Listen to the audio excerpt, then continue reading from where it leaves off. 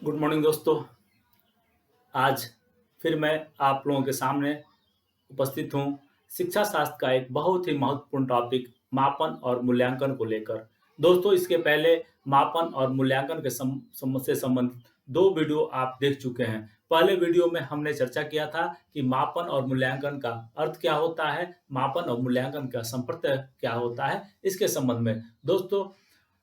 और एक वीडियो में हमने चर्चा किया था कि मापन के कौन कौन से विभिन्न स्तर होते हैं, इस संबंध में हम चर्चा कर चुके हैं। इसी कड़ी में अगली वीडियो जो आज हम आपके सामने लेकर आए हैं, इसमें हम चर्चा करेंगे कि मापन और मूल्यांकन में क्या अंतर है।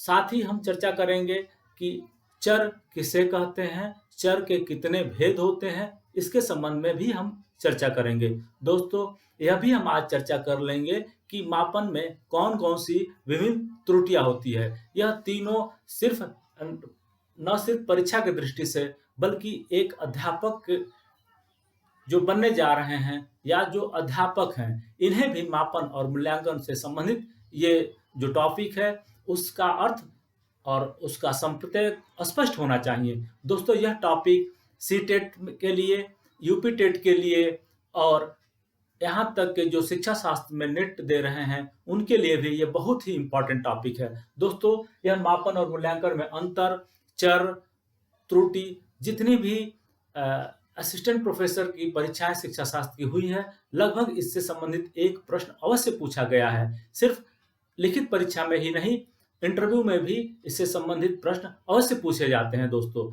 चलिए आज हम सबसे पहले चर्चा करेंगे मापन और मूल्यांकन में क्या अंतर है। दोस्तों, चलिए हम चर्चा करते हैं मापन और मूल्यांकन के में अंतर के संबंध में। मापन क्या है, इसके पहले ही हमने बता दिया है कि मापन किसी व्यक्ति, किसी वस्तु, किसी घटना का या उसकी विशेषताओं का वर्णन मात्र ही मापन होता है। उसके बारे में, हम किसी व्यक्ति के बारे में, किसी वस्तु के बारे में, किसी घटना के बारे में जब हम उसका वर्णन या व्याख्या करते हैं, वही मापन होता है। जबकि मूल्यांकन मूल्य का अंकन होता है, जब हम किसी व्यक्ति, किसी वस्तु या घटना से संबंधित जो परिणाम मापन द्वारा प्राप्त होता है, उसकी वांछनीयता या उसकी सार्थकता पर हम जब दृष्टिपात करते हैं, तो वह मूल्यांकन होता है। इस तरह से हम पहला अंतर यह कह सकते हैं कि मापन के अपेक्षा मूल्यांकन बहुत ही व्यापक शब्द है। मापन में हम किसी घटना, किसी व्यक्ति, किसी वस्तु के गुणों या विशेषताओं का वर्णन या व्याख्या करते हैं, जबकि मूल्यांकन में मापन से प्राप्त परिणाम की सार्थकता या वांछनीयता पर हम दृष्टिपात करते हैं। दोस्तों, यह पहला और सबसे मुख्य अंतर हुआ। इसके बाद हम यह भी कह सकते हैं कि मापन मूल्यांकन का अंग है, क्योंकि मूल्यांकन में जो मापन से प्राप्त प्राप्तांक होता है, हम उसकी वांछनीयता या उसकी सार्थकता के बारे में हम अध्ययन करते हैं या दृष्टिपात करते हैं। तो हम इस तरह से दूसरे अंतर के रूप में लिख सकते हैं कि मापन मूल्यांकन का एक अंग है। दोस्तों, इसके बाद एक हम उदाहरण से और स्पष्ट करना चाहेंगे कि मापन और मूल्यांकन में क्या अंतर है। तो तीसरे अंतर को हम उदाहरण के रूप में स्पष्ट कर सकते हैं। जैसे कोई छात्र अपने परीक्षा में एक विषय में या विभिन्न विषयों में जो उसके प्राप्तांक होते हैं, वह मापन होता है। कोई छात्र किसी परीक्षा में जो वह सभी विषयों में या एक एक विषय में या एक से अनेक विषयों में जो वह प्राप्त उसके होते हैं, प्राप्तांक होते हैं, वह उसका मापन होता है। तो वहां पर वह मापन होता है। दोस्तों, और जब कक्षा में उसे पदोन्नति दी जाती है कि वह कक्षा में उत्तीर्ण है, तब वह मूल्यांकन हो जाता है। तो इस प्रकार जो मापन, जो प्राप्तांक है, वह मापन है। और जब उसका कक्षा में पदोन्नति दिया जाता है, इससे इस संबंध में जब निर्णय लिया जाता है दोस्तों, तो वो यह मूल्यांकन हो जाता है। इस तरह से हम एक और उदाहरण यह कह सकते हैं दोस्तों कि मापन का स्वरूप या आधार समाजशास्त्रीय होता है, जबकि मूल्यांकन का स्वरूप या आधार दार्शनिक होता है। दोस्तों, और हम एक अंतर यह भी कह सकते हैं कि मापन स्थिति निर्धारण है। किसी भी व्यक्ति, किसी वस्तु के संबंध में स्थिति निर्धारण है दोस्तों, जबकि मूल्यांकन मूल्य का अंकन है, मूल्य का निर्धारण है मूल्यांकन। तो यह हम पांचवें अंतर के रूप में यह भी हम लिख सकते हैं। छठे अंतर के रूप में हम यह बता सकते हैं कि मापन में जो कुशलताएं होती हैं, जो योग्यताएं होती है, उसकी एकांकी पक्ष, जो उसका एकल पक्ष है, उस पे हम चर्चा करते हैं। जबकि मूल्यांकन में शिक्षा के जो उद्देश्य होता है, जो शैक्षिक उद्देश्य होता है, हम उस पर चर्चा करते हैं। यह मापन और मूल्यांकन में अंतर था दोस्तों। आप इसे मैं डिस्क्रिप्शन में इसके अंतर को मैं लिखकर इसका पीडीएफ भी दे दूंगा दोस्तों। अब आगे हम चलते हैं कि चर क्या है, चर किसे कहते हैं, चर के कौन कौन से भेद होते हैं, इस संबंध में हम आगे। दोस्तों, चर क्या होता है, किसे हम चर कहते हैं? आप थोड़ा सा पहले मापन का परिभाषा को एक बार पुनस्मरण कीजिए। मापन में हम करते क्या थे? किसी व्यक्ति, किसी वस्तु या घटनाओं के जो विभिन्न गुण होते थे, किसी वस्तु के, किसी व्यक्ति के या घटनाओं के समूह के जो विभिन्न विशेषताओं या गुणों का हम अध्ययन करते थे, उसी समूह की वही विशेषताएं या जो गुण होता है, उसे ही हम चर कहते हैं। चर क्या है? जो मापन में हम जिस तरह से समूह के सदस्य व्यक्ति हो सकते हैं, समूह के सदस्य वस्तु हो सकते हैं, उनके विशेषताओं या उनके गुणों का अध्ययन करते थे, वही गुण एवं विशेषता चर कहलाती है। अर्थात हम यह भी कह सकते हैं कि चर वह गुण है या विशेषता है, चर वह गुण या विशेषता है जिसमें समूह के सदस्य परस्पर कुछ न कुछ भिन्न रहते हैं। किसी एक समूह के वह चर वह गुण या विशेषता है किसी एक समूह में जिसके सदस्यों की जो गुण होती है या विशेषताएं होती है, वह कुछ न कुछ एक दूसरे से भिन्न होती है, वही चर होता है। जैसे हमने एक समूह कक्षा 5 में पढ़ने वाले बच्चों का समूह लिया। समूह में बच्चों की आयु, बच्चों की ऊंचाई, बच्चों की उपलब्धि यह भिन्न है।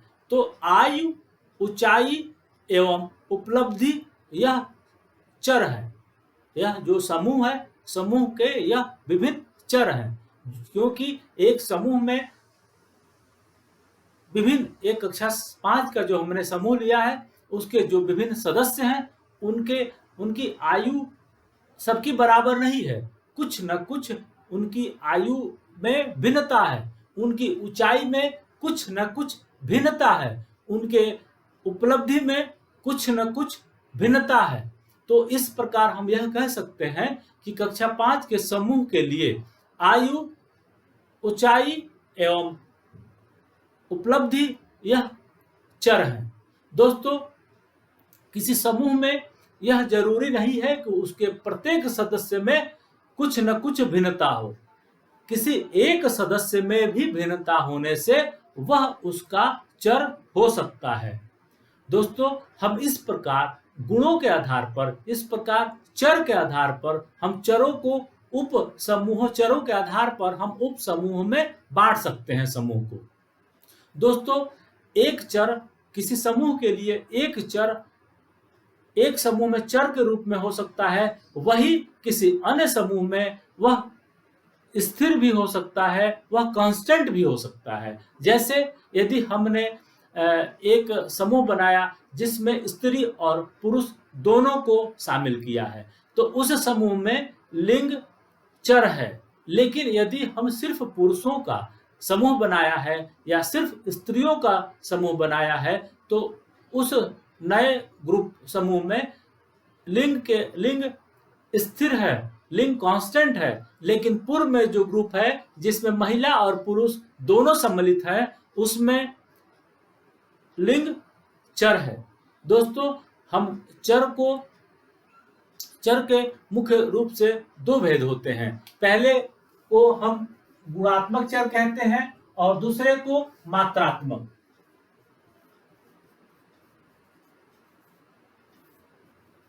और दूसरा मात्रात्मक।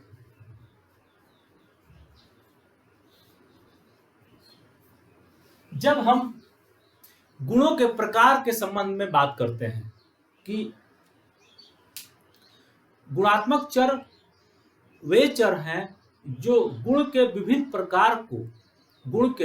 प्रकार को इंगित करते हैं, जैसे स्त्री और पुरुष होना, यह या किसी एक गुण के आधार पर विभिन्न वर्गों में बांटना, यह गुण के प्रकार के आधार पर विभिन्न वर्गों में बांटना, यह गुणात्मक चर है। मात्रात्मक चर किसी एक जिसमें किसी गुण की या किसी विशेषता की मात्राएं भिन्न भिन्न हो, वह मात्रात्मक चर होता है। जैसे किसी समूह में आयु भिन्न भिन्न हो सकता है। आयु किसी का 5 वर्ष हो सकता है, किसी का 5 वर्ष 6 माह आयु हो सकता है। भार, किसी का भार 50 किलो हो सकता है, किसी का भार 50.5 किलोग्राम हो सकता है। इस प्रकार मात्रात्मक चर वो चर है जो गुण की मात्रा में को व्यक्त करता है। मात्रात्मक चर वो चर है जो गुण की मात्रा को व्यक्त करता है। उन चरों पर समूह के विभिन्न व्यक्ति भिन्न भिन्न मात्रा में मान प्राप्त कर सकते हैं। दोस्तों, मात्रात्मक चर को भी हम 2 भागों में बांट सकते हैं। पहले को सतत चर और दूसरे को असतत चर कहते हैं। सतत चर क्या है? जब दो मानों के मध्य के सभी मान प्राप्त करना संभव हो, तब हम ऐसे चर को सतत चर कहते हैं। जैसे यदि भार की बात करते हैं, जैसे 50 किलो और 51 किलोग्राम भार के मध्य के समस्त इकाई 50.1 किलोग्राम, 50.2 किलोग्राम, 50.3 किलोग्राम धारण करना संभव है, इसलिए यह सतत चर है। अर्थात सतत चर वे चर हैं जिनके लिए किसी भी 2 मान के बीच के समस्त प्राप्तांक धारण करना संभव होता है। असतत चर किसे कहते हैं? जिसके 2 प्राप्तांकों के मध्य के प्रत्येक मान धारण करना संभव नहीं होता। जैसे छात्रों की संख्या 5 हो सकती है, 7 छात्रों की संख्या 6 हो सकती है, लेकिन छात्रों की संख्या कभी 5.5 नहीं हो सकती, छात्रों की संख्या कभी 5.4 नहीं हो सकती। इसलिए संख्या असतत चर होता है। और सतत चर क्या होता है? जब 2 चरों के मध्य के प्रत्येक मान धारण करना संभव हो, तो ऐसे चर को सतत चर कहते हैं। अब जब 2 चरों के मध्य के प्रत्येक मान धारण करना संभव नहीं होता, तो ऐसे चर को असतत चर कहते हैं। दोस्तों, अब हम चर्चा करेंगे मापन के त्रुटि के संबंध में। दोस्तों, शैक्षिक मापन एक अप्रत्यक्ष प्रकार का मापन होता है, इसलिए इस प्रकार के मापन में त्रुटि होना स्वाभाविक है। मापन में मुख्यतः 4 तरह की त्रुटियां होती है। प्रथम त्रुटि को व्यक्तिगत त्रुटि कहते हैं। द्वितीय चर त्रुटि, तृतीय स्थिर त्रुटि, चतुर्थ व्याख्यात्मक त्रुटि। इस प्रकार दोस्तों शैक्षिक मापन में 4 तरह की त्रुटि होती है। यहाँ देखिए दोस्तों, मापन की हमने 4 त्रुटि लिखा है: व्यक्तिगत त्रुटि, चर त्रुटि, स्थिर त्रुटि एवं व्याख्यात्मक त्रुटि। व्यक्तिगत त्रुटि किसे कहते हैं? जब मापन में मापनकर्ता द्वारा व्यक्तिगत भावों से या आत्मनिष्ठता से होने वाले त्रुटि को व्यक्तिगत त्रुटि कहते हैं।